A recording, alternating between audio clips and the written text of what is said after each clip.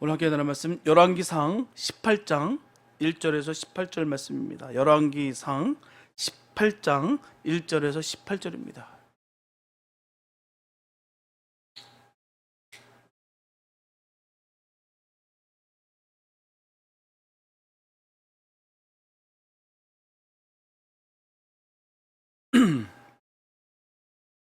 열왕기상 18장 1절에서 18절 말씀입니다. 주님의 귀한 말씀 우리 한 목소리로 함께 합독하시겠습니다. 시작. 많은 날을 지내고 제3년에 여호와의 말씀이 엘리야에게 임하여 가라사대 너는 가서 아합에게 보이라. 내가 비를 지면에 내리리라. 엘리야가 아합에게 보이라고 가니 그때 사마리아의 기근이 심하였더라. 아합이 국내 대신 오베다를 불렀으니 이 오베다는 크게 여호와를 경외하는 자라. 이세벨이 여호와의 선지자들을 멸할 때 오베다가 선지자 100인을 가져 50인씩 굴에 숨기고 떡과 물을 먹였었더라. 아합이 오베다에게 이르되 이 땅의 모든 물 근원과 모든 내로 가자. 혹시 꼴을 얻으리라. 그러면 말과 노새를 살리리니 짐승을 다 잃지 않게 되리라 하고 두 사람이 두루 다닐 땅을 나누어 아합은 홀로 이 길로 가고 오베다는 홀로 저 길로 가니라. 오베다가 길에 있을 때에 엘리야가 저를 만난지라. 저가 알아보고 엎드려 말하되 내 주 엘리야여 당신이니까. 대답하되 그러하다 가서 내 주에게 고하기를 엘리야가 여기 있다 하라. 가로되 내가 무슨 죄를 범하였기에 당신이 당신의 종을 아합의 손에 붙여 죽이게 하려 하시나이까. 당신의 하나님 여호와의 사심을 가리켜 맹세하노니 내 주께서 사람을 보내어 당신을 찾지 아니한 족속이나 나라가 없었는데 저희가 말하기를 엘리야가 없다 하면 그 나라와 그 족속으로 당신을 보지 못했다는 맹세를 하게 하였거늘 이제 당신의 말씀이 가서 내 주에게 고하기를 엘리야가 여기 있다 하라 하시나 내가 당신을 떠나간 후에 여호와의 신이 나의 알지 못하는 곳으로 당신을 이끌어 가시리니 내가 가서 아합에게 고하였다가 저가 당신을 찾지 못하면 내가 죽임을 당하리이다. 당신의 종은 어려서부터 여호와를 경외하는 자라. 이세벨이 여호와의 선지자를 죽일 때 내가 여호와의 선지자 중에 100인을 50인씩 굴에 숨기고 떡과 물로 먹인 일이 내 주께 들리지 아니하였나이까. 이제 당신의 말씀이 가서 내 주에게 고하기를 엘리야가 여기 있다 하라 하시니 그리하면 저가 나를 죽이리이다. 엘리야가 이르되 내가 모시는 만군의 여호와의 사심을 가리켜 맹세하노니 내가 오늘날 아합에게 보이리라. 오베다가 가서 아합을 만나 고하매 아합이 엘리야를 만나려 하여 가다가 엘리야를 볼 때 저에게 이르되 이스라엘을 괴롭게 하는 자여 내냐. 저가 대답하되 내가 이스라엘을 괴롭게 한 것이 아니라 당신과 당신의 아비의 집이 괴롭게 하였으니 이는 여호와의 명령을 버렸고 당신이 바알들을 좇았음이라. 아멘. 지금 우리는 기후 이변을 자주 경험하고 있습니다. 100년 내 처음 보는 추위라든가 더위라든가 한여름에 혹한이 닥친다든가 수원이 마르는 가뭄을 당한다든가 수많은 일을 우리 여러 번 경험합니다. 참 한 번도 경험해 보지 못한 일들을 우리가 지금 겪고 있어요. 참 신기하고 놀랍습니다. 정말 이례적으로 정말 예측 불허한 상황들, 수많은 재해, 재난들 참 너무나도 많습니다. 생태학자들은 말하기를 사람이 자연을 해치고 또 과용함으로 말미암아 자연의 질서가 균형을 잃었기 때문이다라고 발표합니다. 지하에 저장된 기름을 뽑아내고 물로 채웠기 때문에 이상 기온이 생긴다고 해요. 공해와 대기 오염으로 인해서 풍우의 이변이 생긴다고 합니다. 사실 그렇게 될 것입니다. 사람에게서 나오는 그 오물과 독가스로 강물이 썩고 햇빛이 흐려지고 기온이 비정상적이란 말은 너무나도 맞는 말이에요. 그러나 기온과 기후의 이변은 사람으로 인한 공해 때문만은 아니에요.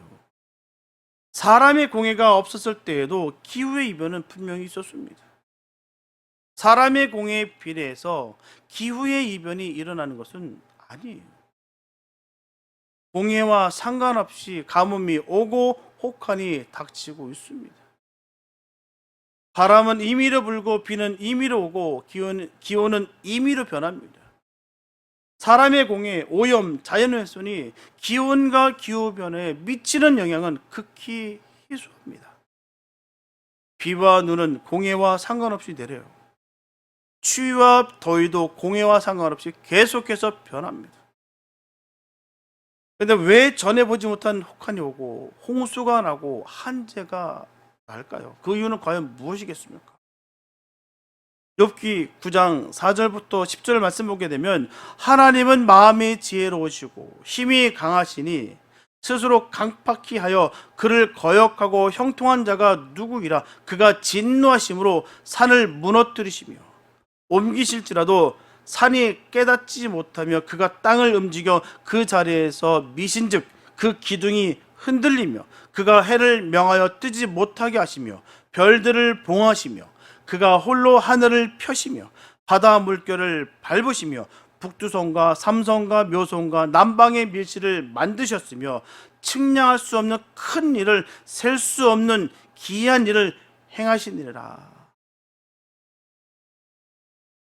폭풍의 집이 쓰러진 것을 본 사람, 파도의 군함이 깨진 것을 본 사람, 지진의 도시가 묻힌 것을 본 사람은 자연은 우연도 아니요 자연은 순리만이 아니라는 것을 시인하지 않을 수가 없다는 거예요. 왜 폭풍이 불고 우박이 쏟아질까? 왜 홍수가 나고 혹한이 닥칠까? 왜 순리가 무너지고 영리가 생길까? 우연히? 과학을 공부한 사람은 우연은 있을 수 없다는 것을 압니다. 우연을 경험한 사람은 우연은 우연이 아니요 당연이라는 것을 부인하지 못합니다. 차는 밀어야 밀리고요, 마차는 끌어야 끌리는 것처럼 자연도 그 누가 냉기를 불어 넣었기에 혹한이 오고요, 그 누가 열기를 불어 넣었기에 혹서가 오는 것이 아닐까 싶습니다. 땅에 열기가 있으면 수분은 증기가 되어서 하늘로 올라가요. 증기는 구름이 됩니다. 구름이 식으면 비가 되어 땅에 내려옵니다.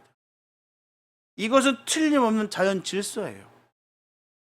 근데 왜 3년 6개월 동안 비 한 방울 오지 않는 가뭄이 닥쳤을까요? 분명 거기에는 그 누군가가 구름을 몰아 다른 데로 밀어내고 이스라엘 땅 하늘 아래에서는 가뭄이 계속되게 한 것임에 틀림이 없습니다. 신명기 11장 13절에 보면 내가 오늘날 너에게 명하는 나의 명령을 너희가 만일 청종하고 너희 하나님 여호와를 사랑하여 마음을 다하고 성품을 다하여 섬기면 여호와께서 너희 땅이 이른 비 늦은 비를 적당한 때에 내리시리니 너희가 곡식과 포도주와 기름을 얻을 것이라는 말씀이 기록되어 있어요. 이른 비와 늦은 비는 우신이나 풍신의 장난이 아니에요.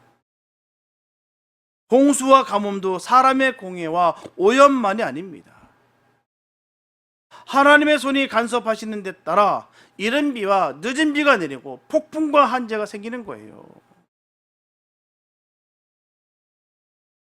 하나님 주권 안에 모든 것이 움직이는 것입니다. 하나님의 영향력이 미치지 않는 것이 없다는 거예요. 다 하나님 손끝에서 이루어지고 있다는 사실입니다. 한자성어에 요순지절이라는 말이 있어요. 요순지절. 옛날에 요임금과 순임금이 살았는데요, 이 두 임금은 어찌나 어지럽던지요, 하늘이 그 임금들을 도와서 이 두 임금이 나라를 다스릴 동안에 우순풍조하여 태평성대를 누렸다는 말이에요. 우리 한국 역사에서도 보면 새 임금이 등극하게 되면 천지지변이 있나 없나를 살펴봅니다. 어진 임금은 하늘이 도와 비와 바람을 순조롭게 하고 악한 임금은 하늘이 천재를 내려서 징계한다는 말이에요. 이것은 다른 한편으로는 자연 만물을 한손아귀에 넣고서 자지우지하시는 하나님이 자연을 통해서 인간을 교도하고 훈계하신다는 말이 될 것입니다. 햇빛은 하나님의 미소요, 바람은 하나님의 숨결입니다. 폭풍은 하나님의 진노요, 한재는 하나님의 징계예요. 왜 가뭄이 들까요? 이유가 있지 않을까요? 왜 흉년이 들까요? 이유가 있지 않을까요? 왜 세상이 이렇게 어지럽고 힘이 들까요? 이유가 있지 않을까요? 말도 안 되는 일들이 벌어지고 우리가 전혀 뜻하지 않은 바 참 험한 일들, 가슴 아픈 일들이 왜 이렇게 많이 일어날까요? 이유가 있지 않을까요? 아합은 가뭄과 흉년이 든 이유를 엘리야 때문이다라고 했어요. 이 모든 게 다 저 인간 때문에 이런 일이 벌어졌다. 엘리야가 나타나 내 말이 없으면 수년 동안 우로가 있지 아니하리라고 한 그날부터 흉년이 들기 시작됐던 것입니다. 그냥 일어났던 것이 아니라 선포했어요. 그가 선포했습니다. 내 말이 없으면 수년 동안 우로가 있지 아니하리라. 그 말이 떨어지는 순간 그 말이 그대로 이루어졌어요. 왜요? 하나님의 명령이었기 때문입니다. 하나님 그 땅에 비를 내리시지 않기로 작정하셨기 때문에 그 땅에 비가 한 방울도 내리지 않았다. 그 말을 선포한 이가 엘리야입니다. 그날부터 흉년이 들기 시작했던 거예요. 그날부터 아합은 두 가지를 찾아 나섰습니다. 첫째, 그는 물을 찾아 나섰어요. 물 근원을 찾아 이곳저곳을 돌아다녔습니다. 꼴 있는 곳을 찾아서 이곳저곳을 돌아다녔어요. 살아보겠다고 말입니다. 발버둥 친 것이죠. 말과 노새와 짐승을 먹여 살리기 위해서 물 있는 곳으로, 꼴 있는 곳으로 찾아다녔어요. 가축을 길러봤다든가 농사를 지어본 사람은요, 이 가뭄에 목이 타는 한들을 한두 번은 다 경험했을 것입니다. 논바닥이 쩍쩍 갈라진 것을 보면요, 입술이 탑니다. 가축이 숨을 헐떡이면서 죽어가는 것을 보면요, 숨이 막혀요. 차라리 자신이 굶어 죽었으면 죽었지 짐승 죽는 것을 참아 볼 수가 없다는 거예요. 자신이 말라 죽는 것이 낫지 곡식이 말라 타 죽는 것은 참아 볼 수가 없다는 거예요. 마찬가지. 정말 내 짐승을, 동물을 사랑하는 그 가운데 그 굶어서 빼 마르는 모습 보면요, 참 가슴이 아프고요. 또 식물을 좋아하시는 분들, 그 식물이 바짝 말말라 버렸다. 아마 살 소망까지도 바싹 말라버릴 거예요. 아합은 물 근원을 찾아서 3년을 돌아다녔어요. 어떻게든 해보려고요. 분명히 선포했지만 그래도 어떻게든 내가 이 고비를, 이 위기를 극복하고자 부단히 노력했습니다. 한편 아합은 엘리야를 찾아 또 온 땅을 돌아다녔죠. 왜요? 엘리야를 잡아 죽여야 가뭄이 그치리라 생각했어요. 그 인간이 그렇게 악담을 하고 저주를 퍼붓기 때문에 이런 꼴이 났으니 능지처참을 복수를 하게 되면은 아마 내 속도 시원할 것이고 어쨌든 이 문제가 해결될 것이다 믿었다는 것이죠. 사방 나라와 민족들에게 밀사를 보내지 않은 나라가 없어요. 이 인간 좀 제발 좀 잡아달라고, 잡아놓고 꼭 좀 넘겨달라고, 그럼 보상하겠다고요. 가물 때 물 근원을 찾아 헤매는 것보다 어리석은 일이 없습니다. 가물면 비가 오게 해야지 물 근원을 찾아 헤매고 다녀서는 물 문제를 결코 해결할 수가 없습니다. 가뭄의 원인이 엘리야에게 있다고 해서 엘리야를 잡아 죽이려고 돌아다니는 것 또한 어리석은 일이 아닐 수가 없다는 것이죠. 이와 같이 매사의 원인은 자기에서 찾아내는 거예요. 자기에게서. 다른 사람에게서 문제의 원인을 찾으려고 해서는 결코 안 됩니다. 내 문제의 원인이 내게 있다고 생각해야 되는 거예요. 자꾸 다른 것, 다른 시선에 돌리니까 뭔가 희생 제물을 찾다 보니까 문제가 발생되는 거예요. 그게 해결 방법이 아닌데 해결책은 하나님에게서 찾아야 되는 것입니다. 물이 땅에서 난다고 해서 땅에서 가뭄의 해결책을 찾으려 해서는 안 됩니다. 땅에 비를 내리게 하시는 하나님에게서 찾아야 되는 것이죠. 아합은 3년을 헤매고 돌아다녔으나 가뭄의 원인도 알지 못했고요, 가뭄의 해결책도 찾지 못했어요. 때가 되자 하나님이 엘리야를 보냈습니다. 너는 가서 아합에게 보여라. 내가 이제 지면에 비를 내리리라. 엘리야를 숨긴 것은 다름 아닌 하나님이셨어요. 아합이 엘리야를 3년 동안 찾았으나 만나지 못한 것은 하나님이 엘리야를 숨겼기 때문이었어요. 우리도 이런 은혜가 있길 바랍니다. 하나님이 막아주시면 어느 누구도 손대지 못합니다. 이 사실은 결코 바뀌지 않아요. 이 진리는 결코 흐리지 않습니다. 하나님이 막아주시고 하나님이 지켜주시면요, 틀림없어요. 전 이 사실을 믿습니다. 여러분들 꼭 믿으시기 바랍니다. 하나님께 있는 그 하나님께, 그 작은 땅덩이 그 이스라엘 땅에서 샅샅이 뒤졌고 그 주변 국가를 샅샅이 뒤졌지만 안 보였다는 것이죠. 왜요? 하나님이 감춰주셨기 때문에. 그거는 있을 수 없는 일입니다. 정말 눈에 도끼를 품고 찾아서 헤아려 수많은 사람을 풀었고 공을 들이고 노력했는데 3년 동안 말입니다. 그래도 못 찾은 것은 분명한 사실이에요. 하나님이 막아주셨기 때문에. 이 기적을 늘 맛봤으면 좋겠어요. 그런 거를 많이 봅니다. 믿음의 사람들에게, 믿음의 종들에게, 하나님의 사람들에게 이런 기적을 참 많이 우리는 듣게 돼요. 어떤 분의 경험, 자기는 완벽하게 준비했대요. 정말 완벽하게 계획하고 완벽하게 자기 모든 것을 세팅하고 다 만들어 놨대요. 그런데 하나님은 초토화시키더라고요. 한 방에 말입니다. 있을 수 없는 일들 통해서 말입니다. 기상천외한 일들 통해서 하신다는 거예요. 하나님이 하시면 됩니다. 하나님 막아주시면 막아주시는 거예요. 근데 이제 와서 하나님은 엘리야를 아합에게 보내요. 아합을 만나라고 하십니다.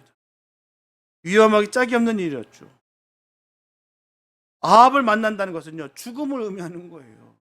지금 아합의 입장을 너무너무 잘 알고 있습니다. 엘리야는 지금 어떤 심정이고 어떤 기분이고 어떻게 지금 생각하고 있는지 너무너무 잘 알고 있습니다. 근데 그에게 가라는 것은요, 죽으라는 거예요. 엘리야는 아합을 만나기 위해서 아합을 찾아 나섰습니다. 아합을 찾아가는 도중에 아합의 국내 대신 바로 오베다를 만나요. 오베다는 여호와를 경외하는 사람이었습니다.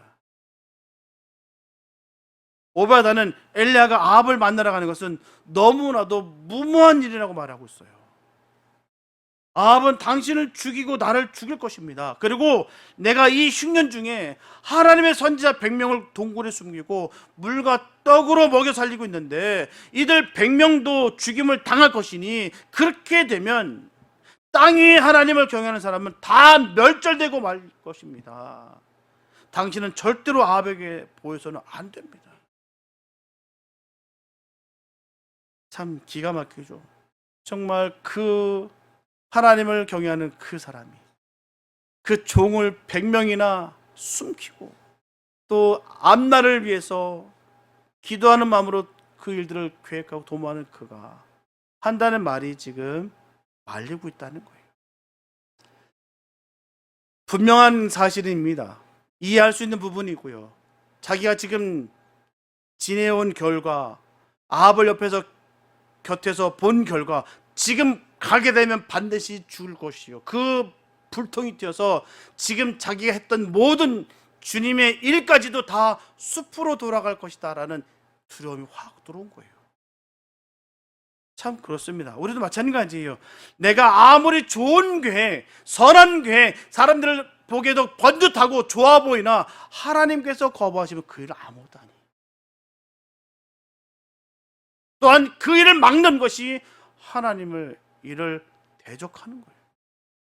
분명히 엘리야는 하나님의 명령을 받고 그 일을 가고 있는데 오베다는 딱 막아서고 있습니다. 안 됩니다. 지금 가면 죽습니다. 우리가 이런 신앙 있을 때 얼마나 많은지 몰라요. 하나님 살아계신다, 하나님 능력의 주님이신다, 하나님께서 모든 것을 다 이루신다 라고 늘 기도하고 늘 부르짖는데도 불구하고 딱 결정적인 순간에서는 싹 꼬리를 감출 때가 얼마나 많은지 몰라요. 지금 가면 죽습니다. 분명히 기적을 봤을 거예요. 3년 동안 그렇게 샅샅이 뒤졌는데도 불구하고 주님이 감춰주셨구나. 오베다는 아마 기도하면서 다 알았을 거예요. 하나님의 기적이라는 거 아는데도 불구하고, 하나님 살아계심을 아는데도 불구하고 하나님보다도 아합이 더 두려운 거예요. 지금 같으면 죽습니다. 또한 당신만 죽는 것도 아니고 나도 죽고요, 내가 지금까지 세웠던 것들, 이 사역들 다 끝납니다. 끝장납니다. 근데 어딜 가십니까? 라고 하고 있는 것이죠. 엘리야는 아합을 꼭 만나야 된다고 고집합니다. 그 이유는 내가 비를 내리리라는 하나님의 메시지를 전달하기 위함이었다는 거예요. 비를 오게 하고 비를 오지 않게 하는 열쇠가 바로 하나님의 손에 달렸다는 것을 알게 해주기 위함이었다는 거예요. 에레미야가 3장 33절에 보면 주께서 인생으로 고생하며 근심하게 하심이 본심이 아니시로다 라고 말씀하고 있고요. 히브리서 12장 7절에서 9절에 보게 되면 어찌 아비가 징계하지 아니하는 아들이 있으리요, 징계가 없으면 사생자요, 또 참 아들이 아니라, 또 우리 육체의 아버지가 우리를 징계하여도 공경하였거든 하물며 모든 영의 아버지께 더욱 복종하여 살려 하지 않겠느냐라고 말씀하고 있어요. 하나님은 폭군이 아니십니다. 하나님은 인생을 농락하는 폭도가 아니세요. 누구보다도 인생을 사랑하시는 이가 하나님 되십니다.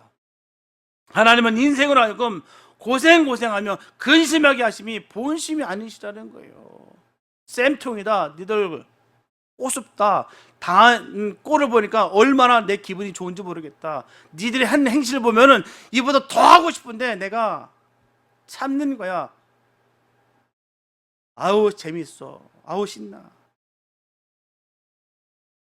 그런 분이 아니시라는 거예요. 하나님의 본심은 징계하시기 위함이라는 거예요. 징계하는 이유는 너무너무 사랑하시기 때문입니다. 사랑하지 아니하는 사상자에게는 징계가 없어요. 사랑하는 적자에게는 징계가 떠날 일이 없습니다. 이 사실을 꼭 기억하시기 바랍니다. 내가 잘못 가는 게인데도 불구하고 아무런 변화가 없고 아무런 내게 징계가 없다, 두려워하시기 바랍니다. 주님이 나를 버렸구나, 나를 외면하시는구나. 이 사실을 꼭 기억하시고 주님 앞에 다시 부르시고 나아가시기 바랍니다. 너무너무 무서운 일인 거예요. 내가 범죄하고 있는데, 내가 죄를 짓고 있는데도 불구하고 아무런 징계가 없다, 두려워하시기 바랍니다. 이거보다 더 무서운 일이 없어요. 하나님은 분명하십니다. 죄 짓는, 잘못된 길을 걸어가고 있는 그 하나님 자녀에게 반드시 징계하십니다. 왜요? 사랑하시기 때문에, 살리기 위해서 말입니다. 가뭄과 흉년도 하나님이 자기 백성을 사랑하는 데서 치는 매우 채찍입니다. 3년 6개월 동안 비를 내리지 않게 하시는 것은요, 그들을 너무너무 사랑하시기 때문에 그들이 다시 돌아오게 하기 위해서 그렇게 사랑의 매를 치시는 거예요. 채찍이 맞아 죽게 된 백성을 하나님 더 이상 볼 수가 없어서 이제는 채찍을 거두시고 단비를 내리시려고 합니다. 엘리야는 이 뜻을 꼭 전해야 될 책임을 졌기 때문에 아합을 꼭 만나야만 했습니다. 사랑의 전달자는 생명의 위협이 따라요. 사랑의 전달자는 생명의 위협을 두려워하지 아니합니다. 수많은 선교사들이 전하는 복음은 뭘까요? 주님이 당신을 사랑하고 있습니다. 이 사실을 전하는 거예요. 다른 메시지 아닙니다. 당신을 주님이 사랑하십니다. 저주에 있는, 죽음에 있는 당신이 주님을 만남으로 말미암아 영원한 생명을 받으셔야 됩니다. 이거 전하는 거예요.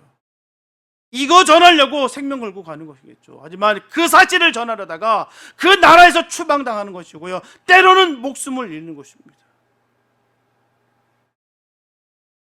그리고 다른 이유에서 이런 험한 일을 당하는 것이 아니에요. 일신상에 내 이름을 높이기 위해서, 잘 먹고 잘 살기 위해서 그 선교 그 땅 가는 거 아닙니다. 정말 보잘것없고요. 정말 빚도 이름도 없습니다.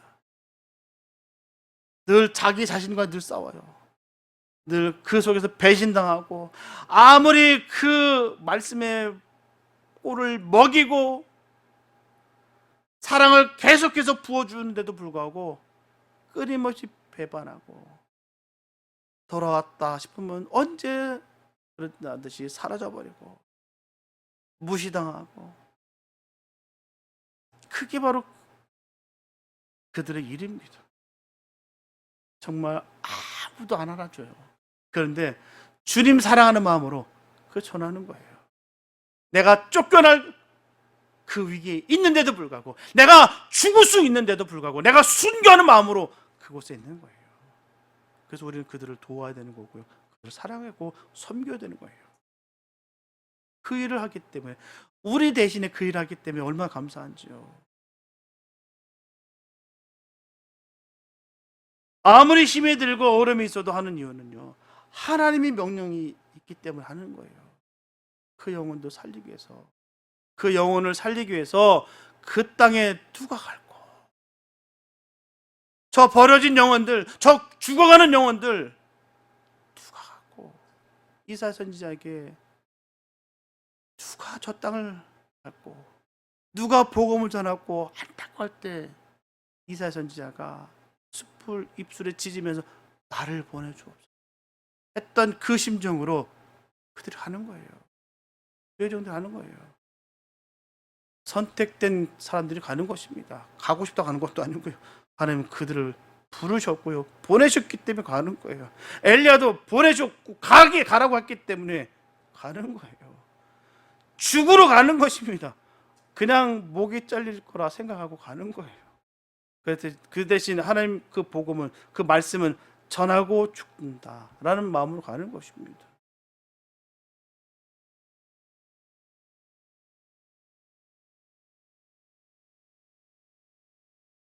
비 오지 않는 원인이 나 엘리야에게 있지 않고 너 아합에게 있다는 것을 깨우쳐주기 위함으로 그는 지금 달려가고 있다는 것입니다. 너는 나를 죽여야 이 비가 올 것이라 믿고 있지만 그게 아니라 너가 죄야.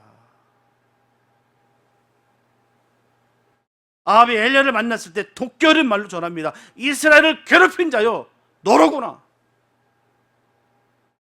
소리쳤어요. 엘리야는 이 말을 맞받아서, 내가 이스라엘을 괴롭힌 것이 아니라 당신과 당신의 아비집이 이스라엘을 괴롭혔나이다. 당신이 여호와를 버리고 당신이 바알을 섬긴 탓으로 말미암아 이스라엘이 괴로움을 당했나이다. 조금도 망설임이 없고요, 조금도 당황함이 없어요. 단호합니다. 이런 믿음이 있기를 바랍니다. 우리 언제나 이런 단호함이 있어야 되는 거예요. 주님 한 번만으로 늘 만족하며 기뻐하며 담대함이 있어야 될 줄 믿습니다. 목에 칼이 돌아도요, 조금도 쫄 이유가 없어요. 우리는 왜요? 천국이 우리 것이기 때문에, 하나님 나라가 우리 기업을 받았기 때문에 우리가 두렵지 않은 이유가 거기 있는 거예요. 이 땅이 아무리 좋다 하나 천국보다 좋을 일 없습니다. 그걸 우리 주께 주셨기 때문에 우리는 단호함이 있어야 되는 거예요. 어느 순간에도 우리는 조금도 망설임이 있을 이유도 없고요, 당황하거나 위축될 일이 없습니다.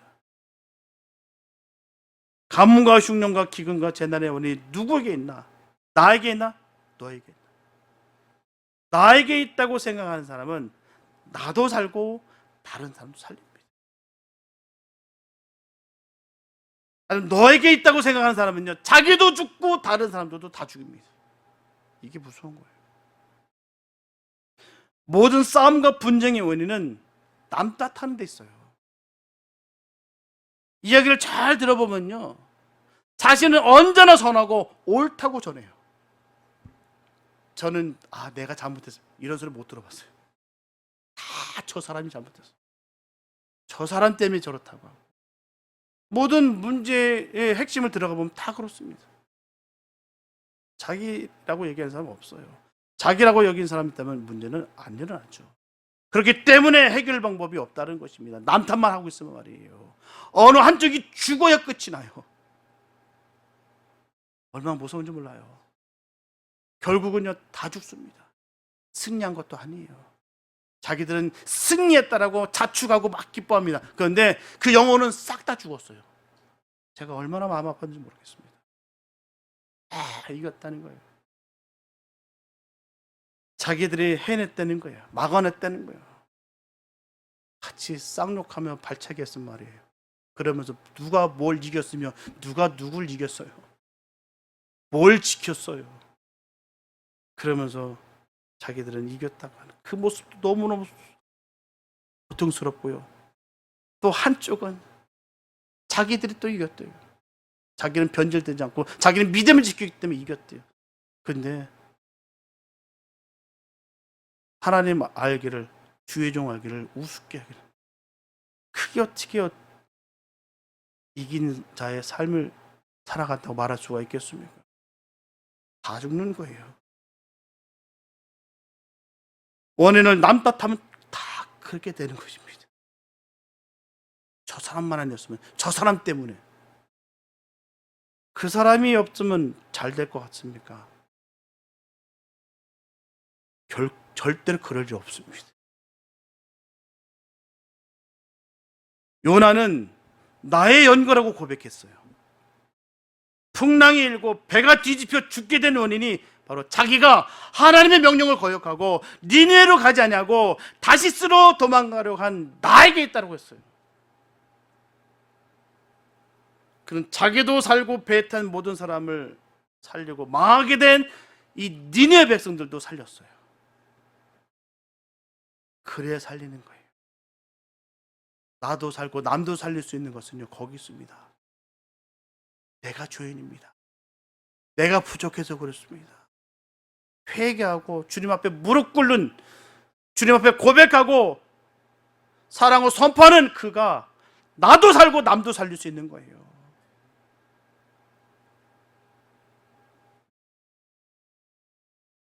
저 엘리야만 때려 죽이면 비가 올 것이다. 모든 것이 다 해결될 것이다. 그러니 비가 안 오죠. 그러니 자기도 죽고 남도 죽고 나라도 죽인. 오늘 우리는 내가 비를 내리라는 그 자비로운 하나님의 음성을 들으시기 바랍니다. 땅에만 아니고 심령의 비를 내리라는 그 음성을 들으시기 바랍니다. 이스라엘을 괴롭게 한 것은 당신이라는 하나님의 충고를 듣고 내가 비를 내리라는 하나님의 복된 음성을 전하시기 바랍니다. 내 탓으로 내가 징계를 받지 다른 사람의 탓으로 내게 징계를 받을 거예요. 하나님은 사람이 괴롭당하는 것을 기뻐하지 않으세요. 고통 많은 거 좋아하지 않으십니다. 대변하는 선지자의 사명을 꼭 다하시기 바랍니다. 하나님은 당신을 사랑하는 분이십니다. 하나님은 당신을 용서하시고요. 하나님은 당신과 끝까지 함께 하시기 원하십니다. 하나님은 당신을 위해서 지금도 눈물을 흘려 아파하고 계십니다. 이 뜻을 전하는 것이 우리의 사명이에요. 사랑하는 여러분, 이제 우리가 그 하나님의 사랑을 깨닫고서 그 사랑의 은혜에 감사하며 찬양하며 살아가는 복된 인생 되기를 축복합니다. 더더욱 하나님께서는 그 십자가의 그 아들 예수 그리스도를 우리를 위해서 달리게 하심으로 말미암아 그 엄청난 사랑을 우리에게 부어주셨어요. 우리가 무엇이가 한데, 우리가 잘난 곳이 뭐가 이렇게 많다고요? 우리가 죄가 없습니까? 추한 그 얼룩짐이 얼마나 많은데, 허물이 얼마나 많은데, 그런데도 불구하고 우리를 사랑하셔서 우리가 받은 그 사랑 마음에 감사하시면서 이제는 불평하며 원망하는 인생이 아니라 하나님을 위해 살고 하나님을 찬양하며 하나님을 내 인생의 첫째로 모셔두고 살아가는 아름다운 인생들 다 되시기를 예수의 이름으로 축복합니다. 우리가 이 험한 세상 가운데 살면서 성도들이 해야 될 일이 무엇이겠습니까? 남 탓하며 하는 인생, 너무나 불쌍하고 실패한 인생이에요. 부끄러운 거예요. 남 탓하는 인생만큼 추한 것도 없습니다. 성도라고 하면서 말이에요. 세상 사람은 그럴 수 있어요. 남 탓하면서 술 마시면서 한탄하고 가슴 치면서 욕하고 수목질하고 쌈박질합니다. 그러나 우리는 그럴 수 없습니다. 그런 인생은 부끄러운 인생이에요. 남 탓하는 인생이 아니라 하나님, 저 때문에 그렇습니다. 저 때문에 그렇습니다. 첫 번째는 누가 뭐래도 하나님과 동행해야 되는 것이죠. 하나님과의 깊은 교제 없이 어떤 일도 할 수 없어요. 좋은 뜻만 가지고 할 수 있는 것이 아닙니다. 우리는 몰라서 못하는 존재가 아니라 할 능력이 없어서 못하는 존재예요. 주님 손에 붙들림 받은 사람들 되시길 바랍니다. 그리고 주님과의 깊은 교제를 통해서 오직 주님밖에 없다, 거기까지 가셔야 될 줄 믿습니다. 그리고 불같은 확신을 가지시고 세상에 나아가서 지저분하지만 세상 속에 나가서 싸움을 벌일 때 주의 성령께서 항상 우리를 반드시 도우실 줄로 믿습니다. 여러분, 저 사람들은 하나님과 동행하시기를 예수님 축복합니다. 오직 주님밖에 없다는 고백이 늘 있게 되시기를 예수님의 이름으로 축원합니다. 기도합니다. 사랑해주신 감사합니다. 아버지 하나님, 우리가 담대할 수 있는 것은 주님이 나와 함께 하시기 때문입니다. 주님이 나의 구주가 되시고 지금도 살아 역사하시며 능력이 많으신 좋으신 하나님 되시기 때문에 우리가 조금도 주눅들지 않습니다. 아무리 수많은 그 덫과 함정을 파놓고 우리 원수들이 우리를 공격해 도른다 할지라도 우리는 조금도 겁나지 않습니다. 왜요? 주님이 나와 함께 했기 때문입니다.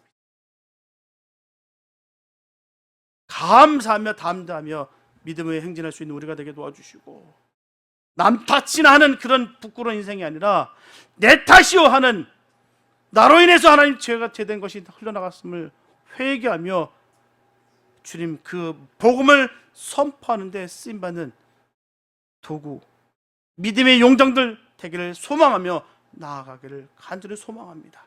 하나님, 우리를 붙들어 주시고 사용하여 주시옵소서. 나의 능력으로 할 수 있는 것이 아니라 오직 주님의 은혜로 할 수 있음을 다시 한번 고백합니다. 우리는 몰라서 실력이 없어서 못하는 존재가 아니라 그러한 능력이 전혀 없는 그런 존재입니다. 하나님, 기회 열어주시고 인도하여 주셨기 때문에 이 모든 것이 다 주님의 영광이 되었습니다.